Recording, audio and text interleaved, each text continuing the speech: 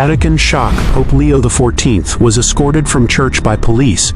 Believers do something unexpected. The early morning light filtered through the stained glass windows of St. Peter's Basilica, casting colorful patterns across the marble floors. Pope Leo XIV, just 5 days into his papacy, knelt in silent prayer. Born Robert Francis Provost in Chicago, the 69-year-old American pontiff had been elected following Pope Francis's unexpected death on April 21st. The weight of his new responsibility pressed heavily on his shoulders. Outside, a commotion grew as Italian police vehicles surrounded the Vatican perimeter. Cardinal Lorenzo Baldini approached the praying pontiff with visible distress. "Your Holiness, there's an urgent matter. The Italian authorities are demanding entry." Pope Leo XIV rose slowly. "What do they want, Lorenzo?" "They claim there's a credible security threat. They're insisting on evacuating the basilica immediately." The Pope's expression remained calm despite the alarming news.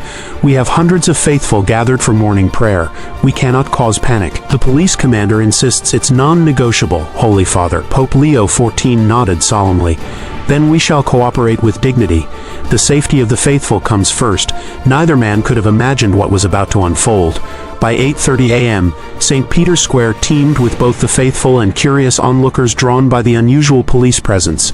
Inside, Pope Leo XIV stood firm as Commander Rossi approached with a document. "Your Holiness, we have orders to evacuate and secure this building immediately."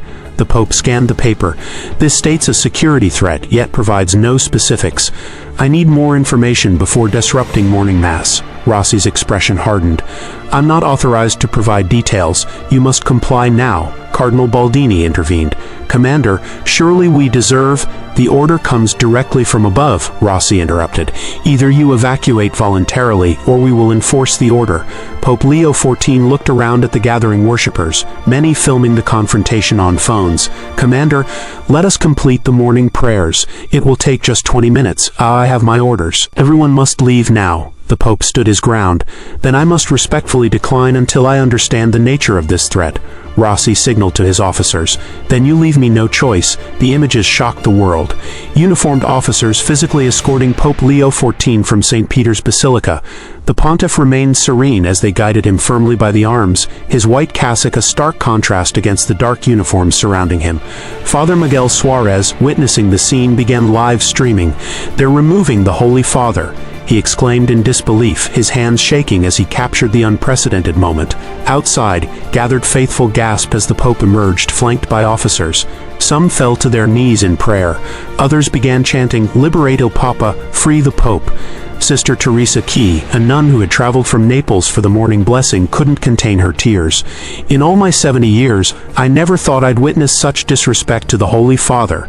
As Pope Leo XIV was escorted to a waiting vehicle, he turned toward the crowd and made the sign of the cross. The simple gesture silenced the square momentarily before eruptions of prayers grew louder. Cardinal Baldini, following close behind, called out to the faithful, "Remain peaceful. God is with us in this moment." No one knew that this was just the beginning. By noon, video of Pope Leo XIV's removal had gone viral. Major news networks interrupted regular programming with breaking coverage. Social media exploded with hashtags like #FreeThePope and #VaticanCrisis trending worldwide. In a small apartment in Rome's Trastevere district, journalist Sofia Ricci frantically typed an update for her newspaper. Sources within law enforcement claimed the evacuation order originated from an anonymous bomb threat, but details remain unconfirmed, she wrote, pausing to answer a call from her contact inside the police department. "Sophia, something doesn't add up," her source whispered. The evacuation order bypassed normal security protocols. Some officers are questioning the legitimacy of the threat. Meanwhile, at the Vatican's temporary command center, Cardinal Baldini and other church officials demanded answers. "Where is the Holy Father being held? He's entitled to diplomatic protection," Baldini insisted to an Italian official. "He's safe and unharmed," came the bureaucratic response. "This is strictly a security matter." But as darkness fell over Rome, a different story emerged. Local shopkeeper Marco Esposito showed Sofia security footage from his store near the basilica. It captured plain-clothed men entering the church through a service entrance before the police arrived. "Who are they?" Sofia wondered aloud. As evening approached, Rome transformed. thousands of Catholics along with supporters of various faiths began converging on St. Peter's Square. They came quietly, carrying candles instead of protest signs, responding to messages spreading through parish networks and social media. Among them was Anna Moretti, a school teacher who had never participated in any demonstration before. "I couldn't stay home," she explained to those around her. "This isn't about politics, it's about respect for our spiritual leader." By 8 p.m., the square glowed with candlelight. The crowd had swelled to over 15,000 people, their silent presence more powerful than any shouted slogan. They stood in prayer, many holding rosaries. Inside a nearby monastery, Father Paolo Bion coordinated an emergency response with church leaders across Italy. "We need verification of the Pope's whereabouts," he instructed volunteers, manning phones and legal observers at every police station in Rome. Sister Lucia entered with news. "Father, we've confirmed Pope Leo XIV is being held at the Questura Centrale. Cardinal Baldini has been denied access twice." Meanwhile, in neighborhoods throughout Rome, church bells began to toll in an unplanned symphony of solidarity. The sound spread across the city, then to surrounding towns as parish after parish joined the peaceful protest. No one had orchestrated this response, yet somehow everyone knew what to do. In a secure room at Rome's Central Police Headquarters, Pope Leo XIV sat calmly despite the circumstances. A senior officer entered, his demeanor respectful but firm. "Your Holiness, I apologize for this situation." "I've been authorized to explain," the Pope nodded. "I'm listening." The threat was credible. A sophisticated explosive device was discovered in the crypt beneath the basilica near Pope Francis's temporary tomb. The Pope's eyes widened slightly. "Why wasn't I told immediately?" Security protocol. "We needed to contain information while investigating who placed it there." Outside, Sophia Ricci had made a breakthrough. Her police contact revealed that international intelligence agencies had intercepted communications, suggesting the threat was part of a larger plot targeting religious leaders worldwide. Meanwhile, analyst Matteo Belli discovered something disturbing while reviewing security footage. "The police arrived 17 minutes before the bomb squad," he noted to his colleague. "That's not standard procedure." At the Vatican Secretary of State's office, documents were being hastily examined. Cardinal Santos discovered that permission for the police operation had been granted by someone without proper authority. A mid-level Vatican employee who had been hired just 3 months earlier. "Find him," ordered Cardinal Santos. Now, the pieces were beginning to connect, revealing a conspiracy far more complex than a simple security threat. As midnight approached, the candlelight vigil in St. Peter's Square had grown to nearly 50,000 people. News helicopters captured the breathtaking scene, a sea of flickering lights surrounding the basilica, visible from miles away. Similar gatherings had spontaneously formed outside cathedrals and churches across Italy.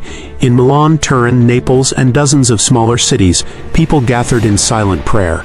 International solidarity was building with vigils reported in Paris, New York, Manila, and Sao Paulo. At police headquarters, the atmosphere had shifted. Officers watched the growing crowds on television with increasing unease. Captain Russo approached his superior. "Sir, this is becoming unmanageable. Public opinion is turning against us," the commissioner nodded grimly. "I'm awaiting instructions from above." Inside his secured room, Pope Leo XIV was permitted to watch the news coverage. He sat in silent prayer as he witnessed the outpouring of faith. Sister Teresa had organized a rotating prayer group at the square's center. "We don't protest with anger, but with love," she told those around her. "Our weapons are prayer and patience." Near midnight, a young girl approached the police barricade with a single rose. The officer hesitated, then accepted it with a nod. One by one, others followed until the barricade was covered with flowers, a striking image captured by photographers that would appear on front pages worldwide. The next morning, dawn broke over Rome with dramatic news. At a hastily arranged press conference, Italy's interior minister confirmed the bomb threat had been real, but acknowledged procedural errors in how authorities handled the evacuation. "Pope Leo XIV will be released immediately," he announced. "We extend our sincere apologies to His Holiness and to Catholics worldwide." But the story wasn't ending there. Sophia Richie published her explosive investigation, revealing that the bomb had been planted by someone with Vatican security credentials, possibly the same person who had authorized the police action without proper authority.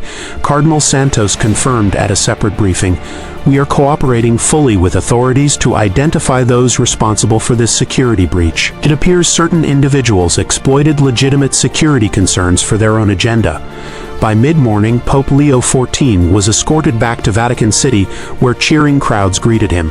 Rather than entering through a private entrance, he requested to walk through St. Peter's Square, stopping to bless children and thank those who had maintained the vigil. "This is not a victory for me," he told reporters. "It is a triumph of faith and peaceful solidarity." Behind the scenes, investigators discovered encrypted communications suggesting the plot had targeted the Pope's planned interfaith conference, an initiative that threatened certain political interests. At precisely noon, church bells across Rome began to ring in celebration. Pope Leo XIV appeared at the balcony of St. Peter's Basilica for the first time since his detainment. The crowd that had maintained their vigil through the night erupted in cheers and applause. The square was a mosaic of humanity: young families, elderly nuns, tourists who had extended their stays, and locals who had abandoned their workplaces to witness this historic moment. "My beloved children in Christ," he began, his voice clear and strong despite his ordeal, "I stand before you not as a victim, but as a witness to the power of faith and peaceful resistance." The square fell silent as he continued. "What happened here was not just about me. It was about the freedom of the Church to fulfill its mission without intimidation. Your prayers, not protests, not violence, have prevailed." Among those listening was Officer Marco Rossi, the policeman who had first escorted the Pope from the Basilica. He stood at attention in plain clothes, visibly moved. Nearby, a group of his colleagues watched with expressions of both relief and shame. One whispered, "We were following orders, but maybe we should have questioned them." In the crowd, Anna Moretti clutched her rosary. "I never believed I would see something like this in my lifetime," she whispered to her husband. "It's like witnessing history from the early church, persecution followed by triumph." Sister Teresa, who had organized the prayer groups, wept openly. "This is how the Church should respond to adversity. With love, not retaliation," she told those around her. Journalists from around the world captured her words, which would be quoted in headlines across continents the following day. "The events of these past days have reminded us of our collective strength." Pope Leo XIV continued, "Not strength measured in weapons or political power, but in the unbreakable bonds of faith and community. When you stood vigil with your candles, you illuminated not just this square, but the path forward for our Church." As Pope Leo XIV concluded his address with a blessing, white doves were released into the sky, an unplanned gesture from a group of children that created a powerful symbol of peace. The birds circled the square 3 times before dispersing, a detail many would later describe as miraculous.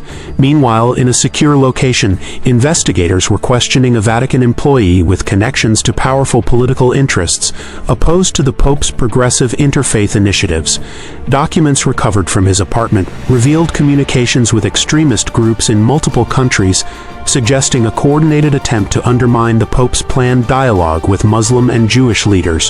1 week after the events at St. Peter's, Rome had transformed. The spontaneous candlelight vigil had evolved into a movement of renewal. Thousands continued gathering daily for prayer and reflection. Not just Catholics, but people of all faiths, drawn by the powerful witness of peaceful resistance. The Vatican had become a pilgrimage site even more than usual, with visitors coming specifically to stand where the faithful had maintained their vigil. Pope Leo XIV announced his decision to proceed with the controversial Interfaith Conference, now expanded to include discussions on religious freedom and persecution. "What was meant to silence us has only amplified our message," he declared during his Sunday Angelus address. "From this attempt to divide us has come a new unity that transcends religious boundaries." The most remarkable change was seen in unexpected places. Officer Rossi, who had led the Pope's removal, requested a private audience. The meeting, scheduled for 15 minutes, lasted over an hour. Afterward, he told reporters with tears in his eyes, "His forgiveness changed something in me. I came to apologize and left with a mission." Rossi established a support group for law enforcement officers struggling with conflicts between orders believers and conscience. It quickly spread throughout Italian police forces, with hundreds of officers attending the first meeting in Rome. "We are servants of the people before we are servants of the state," became their unofficial motto. Sophia Ricci's investigative reporting revealed the full conspiracy. A coalition of extremist groups had infiltrated both government and Vatican security to disrupt the Pope's interfaith initiatives. Their failure had backfired spectacularly, bringing unprecedented attention to his message of unity. Her series of articles earned international recognition and sparked governmental reviews of security protocols at religious sites worldwide. The Italian government announced new measures to protect religious freedom and issued a formal apology to the Vatican. The Prime Minister personally attended Mass at St. Peter's, a symbolic gesture acknowledging the overreach of state power in Vatican City. Cardinal Baldini oversaw a complete restructuring of security procedures. "We must remain vigilant without becoming paranoid," he explained to the papal staff. "Our openness to the world is both our vulnerability and our strength." Local businesses around the Vatican created a Pilgrim's Welcome program, offering discounted meals and accommodations to those who had come for the vigil and stayed to participate in the ongoing spiritual renewal. Restaurants displayed candles in their windows in solidarity, creating a path of light through Rome's ancient streets. As Pope Leo XIV celebrated Sunday Mass in the now reopened Basilica, he reflected on the week's events. "What seemed like darkness revealed the light within each of you.